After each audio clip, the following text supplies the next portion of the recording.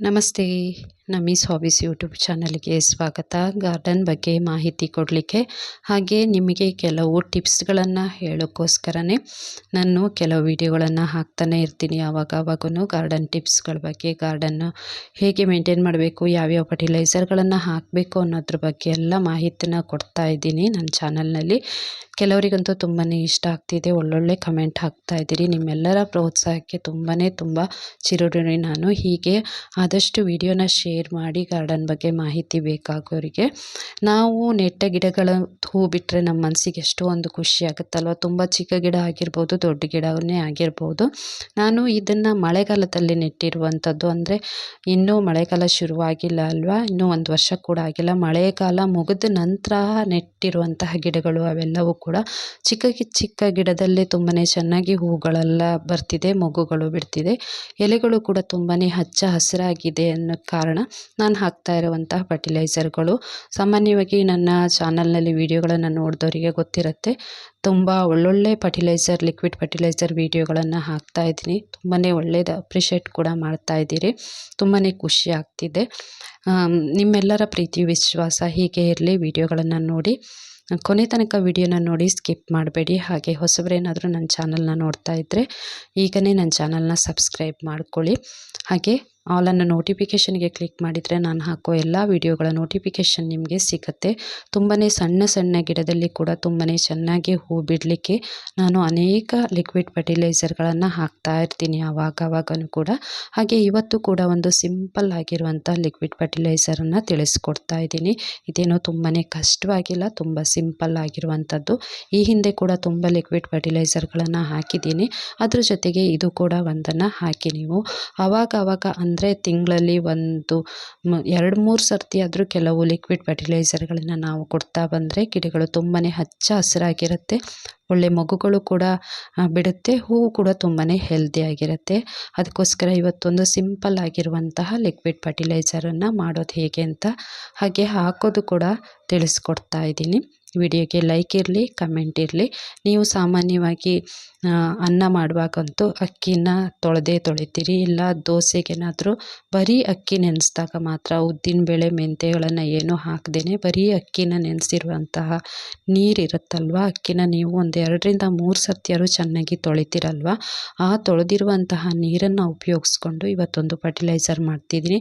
ಇದೇನು ಬರೀ ಅಕ್ಕಿ ತೊಳೆದಿರೋ ನೀರಲ್ಲಿ ಇಷ್ಟೊಂದು ಪವರ್ಫುಲ್ ಇದೆಯಾ ಅಂತ ಅಂದ್ಕೊಳ್ತೀರಾ? ತುಂಬಾ ಪವರ್ಫುಲ್ ಆಗಿರುವಂತಹ ಒಂದು ಲಿಕ್ವಿಡ್ ಫರ್ಟಿಲೈಸರ್ ಇದು. ಈ ಹಿಂದೆ ನಾನು ಬೇಳೆಕಾಳು ತೊಳೆದಿರುವಂಥದ್ದು, ತರಕಾರಿಗಳನ್ನು ತೊಳೆದಿರುವಂಥದ್ದು, ಅಕ್ಕಿನ ತೊಳೆದಿರುವಂಥ ನೀರನ್ನೆಲ್ಲ ಮಿಕ್ಸ್ ಮಾಡಿರುವಂಥ ಫರ್ಟಿಲೈಸರು ಹಾಕಿದ್ದೆ. ನೀವೆಲ್ಲ ಕೂಡ ನೋಡಿದ್ದೀರಿ ಅದನ್ನು. ಇವತ್ತು ಬರೀ ಸಿಂಪಲ್ಲಾಗಿ ಬರೀ ಅಕ್ಕಿ ತೊಳೆದಿರುವಂಥ ನೀರನ್ನು ಯೂಸ್ ಮಾಡಿಕೊಂಡು ಒಂದು ಒಳ್ಳೆ ಫರ್ಟಿಲೈಸರು ಹೇಗೆ ಮಾಡ್ಬೋದು ಅಂತ ತಿಳಿಸ್ಕೊಡ್ತಾ ಇದ್ದೀನಿ. ಹಾಗಾಗಿ ವಿಡಿಯೋನ ನೋಡಿ ಅಂತ ಹೇಳಿದ್ದು. ಈ ಅಕ್ಕಿ ತೊಳೆದಿರುವಂಥ ನೀರನ್ನು ನೀವು ಒಂದು 3 ಸರ್ತಿ ತೊಳೆದಿರ್ತೀರಲ್ಲ, ಆ ನೀರನ್ನು ಒಂದು ಡಬ್ಬಿಯೊಳಗೆ ಈ ರೀತಿ ಹಾಕಿಡಿ. ಆ ಡಬ್ಬಿ ಅಂತ ಮುಚ್ಚಿರಬೇಕು ಅದಕ್ಕೆ, ಹಾಗೆ ಓಪನ್ ಆಗಿ ಬಿಡಬಾರ್ದು ಅದನ್ನು. ಈ ರೀತಿ ಒಂದು ಡಬ್ಬಿ ಅಥವಾ ಕಂಟೈನರ್ ಆ ಥರ ಇದ್ದರೆ ಅದಕ್ಕೆ ಮುಚ್ಚಳ ಇರಬೇಕು. ಅದನ್ನು ಒಂದು 3 ದಿನಗಳ ಕಾಲ ನಾವು ಹಾಗೆ ಬಿಡಬೇಕು. ಆ ನೀರು ಹಾಕಿಟ್ಟಿದ್ದನ್ನು ತೆಗಿಬಾರ್ದು. 3 ದಿನಗಳ ಕಾಲ ಅದೇ ರೀತಿ ಇಟ್ಟಿರಬೇಕು ಅದನ್ನು. ಅದಕ್ಕೆ ಮುಚ್ಚಳ ಇರುವಂಥದ್ದು ಡಬ್ಬಿ ಆದರೆ ತುಂಬಾ ಒಳ್ಳೆಯದು. 3 ದಿನದ ನಂತರ ಅದು ಏನಾಗುತ್ತೆ, ತುಂಬಾ ಚೆನ್ನಾಗಿ ಹುಳಿ ವಾಸನೆ ಬರುತ್ತೆ. ಆ ನೀರು ತುಂಬಾ ಒಳ್ಳೆಯ ಫರ್ಟಿಲೈಸರ್ ಆಗುತ್ತೆ. ಅದು ಆ ಥರ ಬಬಲ್ಸ್ ಎಲ್ಲ ಬಂದಿರುತ್ತೆ, ತುಂಬ ಸ್ಮೆಲ್ ಬರ್ತಿರುತ್ತೆ, ಅಂದರೆ ಒಂಥರ ಹುಳಿ ಸ್ಮೆಲ್ ಬರ್ತಾ ಇರುತ್ತೆ. ಅದು ತುಂಬ ಬೆಸ್ಟು, ಗಿಡಗಳಿಗಂತೂ ತುಂಬಾ ಬೆಸ್ಟ್ ಫರ್ಟಿಲೈಸರ್ ಅದು. ಇದನ್ನು ಒಂದು ಬಕೆಟಿಗೆ ಹಾಕ್ಕೊಳ್ಳೋಣ. ಡಬ್ಬಿಯಲ್ಲಿರುವಂತಹ ಅಕ್ಕಿ ತೊಳೆದಿರುವ ನೀರನ್ನು ಒಂದು ಬಕೆಟಿಗೆ ಹಾಕ್ಕೊಳ್ಳೋಣ. ನೆನ್ಪಿಟ್ಕೊಳ್ಳಿ, 3 ದಿನಗಳ ಕಾಲ ಹಾಗೆ ಬಿಟ್ಟಿರಬೇಕು ಆ ನೀರನ್ನು. ಅದು ತುಂಬಾ ಹುಳಿ ಬರಬೇಕು ಆ ನೀರು. ಅದ್ರ ಜೊತೆಗೆ ನಾನೇನು ಮಾಡಿದ್ದೀನಿ ಅಂದರೆ, ಬರೀ ತೋರಿಸ್ಲಿಕ್ಕೋಸ್ಕರ ಒಂದು ಡಬ್ಬಿಯಲ್ಲಿ ಮಾಡಿದ್ದೆ ಅಷ್ಟೇ. ಇನ್ನೊಂದು ದೊಡ್ಡ ಡಬ್ಬಿಯೊಳಗೆ ಮಾಡಿಟ್ಕೊಂಡಿದ್ದೀನಿ. ನಾನು ಯಾವಾಗಲೂ ಅಕ್ಕಿ ತೊಳೆದಿರುವಂಥ ನೀರನ್ನು ವೇಸ್ಟ್ ಮಾಡಲ್ಲ. ಡಬ್ಬಿಯೊಳಗೆ ಅಥವಾ ಬಕೆಟ್ ಒಳಗೆ ಹಾಕಿ ಅದನ್ನು ರೀಯೂಸ್ ಮಾಡ್ತಾನೆ ಇರ್ತೀನಿ. ಆ ರೀತಿ ಇನ್ನೊಂದು ಮಾಡಿಟ್ಕೊಂಡಿದ್ದೆ. ತುಂಬಾ ಗಿಡ ಇರುವಾಗ ಜಾಸ್ತಿ ಬೇಕಾಗುತ್ತೆ, ಸ್ವಲ್ಪ ಗಿಡ ಇದ್ದಾಗ ಸ್ವಲ್ಪ ಸಾಕಾಗುತ್ತೆ. ಅದಕ್ಕೆ ಅದರಷ್ಟೇ ಪ್ರಮಾಣ ತಣ್ಣಗಿನ ನೀರನ್ನು ಬೇರೆ ನೀರನ್ನು ಇದಕ್ಕೆ ಮಿಕ್ಸ್ ಮಾಡ್ಕೊಳ್ತಾ ಇದ್ದೀನಿ. ಒಂದು ಬಕೆಟ್ ಫುಲ್ ಆಗಿದೆ ಈಗ.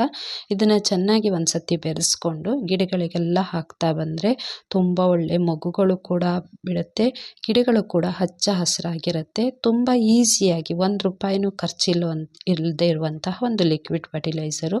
ಸುಮ್ಮನೆ ಆ ನೀರನ್ನೆಲ್ಲ ವೇಸ್ಟ್ ಮಾಡಲಿಕ್ಕಿಂತ ಅದನ್ನು ರೀಯೂಸ್ ಮಾಡಿಕೊಂಡ್ರೆ ತುಂಬಾ ಒಳ್ಳೆಯದು, ಗಿಡಗಳಿಗಂತೂ ತುಂಬಾ ಒಳ್ಳೆಯದು. ಪ್ರತಿಯೊಂದು ಹೂವು ಬಿಡ್ತಾ ಇರುವಂತಹ ಗಿಡಗಳು, ದಾಸವಾಳ ಆಗ್ಬೋದು ಅಥವಾ ಬೇರೆ ಇನ್ಯಾವುದೇ ಹೂಗಳಾಗ್ಬೋದು, ಆ ಗಿಡಗಳಿಗೆಲ್ಲ ಹಾಕ್ತಾ ಬಂದರೆ ಗಿಡಗಳು ಹಚ್ಚ ಹಸಿರಾಗಿರುತ್ತೆ, ಮೊಗ್ಗುಗಳು ತುಂಬಾ ಚೆನ್ನಾಗಿ ಬಿಡುತ್ತೆ.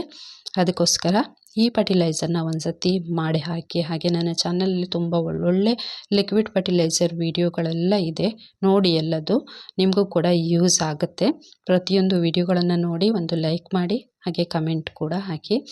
ಇದು ಅಕ್ಕಿ ತೊಳೆದಿರುವಂತಹ ನೀರಿರುತ್ತಲ್ಲ, ಇದು ತುಂಬಾ ಪವರ್ಫುಲ್ ನೀರಿದು. ಅಕ್ಕಿ ತೊಳೆದಿರೋ ನೀರೊಳಗೆ ಏನು ಸತ್ವ ಉಂಟು ಅಂತ ಅಂದ್ಕೊಳ್ಬೇಡಿ. ತರಕಾರಿ ಗಿಡಗಳಿಗೂ ಹಾಕ್ಬೋದು, ಇದು ಹೂವಿನ ಗಿಡಗಳಿಗೂ ಕೂಡ ಹಾಕ್ಬೋದು. ಅಷ್ಟು ಒಳ್ಳೆ ಪವರ್ಫುಲ್ ಫರ್ಟಿಲೈಸರ್ ಇದು. ನಾನು ಸೇವಂತಿಗೆ ಕೂಡ ಹಾಕ್ತಿದ್ದೀನಿ. ಈ ಹಿಂದಿನ ವಿಡಿಯೋದಲ್ಲಿ ತೋರಿಸಿದ್ದೆ ನಾನು. ಸದ್ಯಕ್ಕೆ ಒಂದು ವಾರದ ತನಕ ಯಾವ ಫರ್ಟಿಲೈಸರು ಕೊಡೋದು ಬೇಡ ಅಂದಿದ್ದಲ್ಲ, ವಾರ ಬಿಟ್ಟ ಮೇಲೆ ಈ ಫರ್ಟಿಲೈಸರ್ನ ಕೊಡ್ತಾಯಿದ್ದೀನಿ ಸೇವಂತಿಗೆಗೂ ಕೂಡ. ಸಿಂಪಲ್ ಆಗಿರುವಂತಹ ಫರ್ಟಿಲೈಸರ್ ಇದು. ಇದನ್ನು ಕೂಡ ಟ್ರೈ ಮಾಡಿ ನೋಡಿ ನೀವು, ತುಂಬಾ ಒಳ್ಳೆ ರಿಸಲ್ಟ್ ಸಿಗುತ್ತೆ. ಹಾಗೆ ಕೆಲವರು ಏನು ಹೇಳ್ತಿದ್ದಾರೆ ಅಂದರೆ ಕಮೆಂಟ್ ಹಾಕ್ತಾರೆ.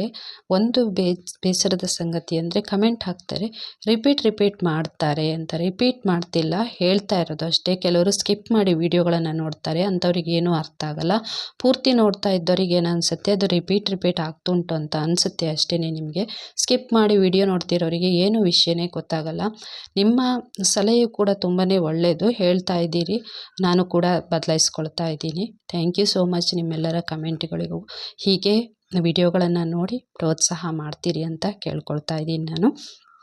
ಹಾಗೆ ಮಲ್ಲಿಗೆ ಗಿಡಕ್ಕೆ ಕೂಡ ಹಾಕ್ತಿದ್ದೀನಿ, ಬರೀ ದಾಸವಾಳ ಅಂತಲ್ಲ, ಮಲ್ಲಿಗೆಗೂ ಕೂಡ ಹಾಕ್ತಾಯಿದ್ದೀನಿ. ಬೇರೆ ಬಣ್ಣದ ಗಿಡಗಳು ಎಲ್ಲದಕ್ಕೂ ತುಂಬ ಒಳ್ಳೆಯದು, ಏನು ತೊಂದರೆ ಆಗಲ್ಲ ಗಿಡಗಳಿಗೆ, ಯಾವುದೇ ಥರದ ಹಾನಿ ಕೂಡ ಈ ಫರ್ಟಿಲೈಸರಿಂದ ಆಗಲ್ಲ. ತುಂಬ ಒಳ್ಳೆಯ ಬೇಗ ಬೆನಿಫಿಟ್ಸ್ ಸಿಗುತ್ತೆ. ಮೊಗ್ಗುಗಳು ಕೂಡ ತುಂಬಾ ಹೆಲ್ದಿಯಾಗಿ ಬಿಡುತ್ತೆ. ಕೆಲವರು ತುಂಬ ಒಳ್ಳೆ ಕಮೆಂಟ್ಗಳನ್ನು ಹಾಕ್ತಾರೆ, ಟಿಪ್ಸ್ಗಳ ಬಗ್ಗೆನೂ ಕೂಡ ಕೇಳ್ತಾರೆ, ತುಂಬ ಖುಷಿಯಾಗುತ್ತೆ. ಹಾಗೆ ಮುಂದಿನ ವಿಡಿಯೋ ಕೂಡ ತುಂಬ ಒಳ್ಳೆಯ ಒಂದು ಫರ್ಟಿಲೈಸರ್ ವಿಡಿಯೋನ ಹಾಕ್ತಾ ಇದ್ದೀನಿ, ಮಿಸ್ ಮಾಡದೆ ಅದನ್ನು ಕೂಡ ನೋಡಿ ನೀವೆಲ್ಲರೂ. ನಿಮ್ಮೆಲ್ಲರ ಪ್ರೋತ್ಸಾಹ ಯಾವತ್ತೂ ಹೀಗೆ ಇರಲಿ. ಮತ್ತೊಂದು ವಿಡಿಯೋದೊಂದಿಗೆ ಭೇಟಿ ಆಗ್ತೀನಿ. Thank you so much.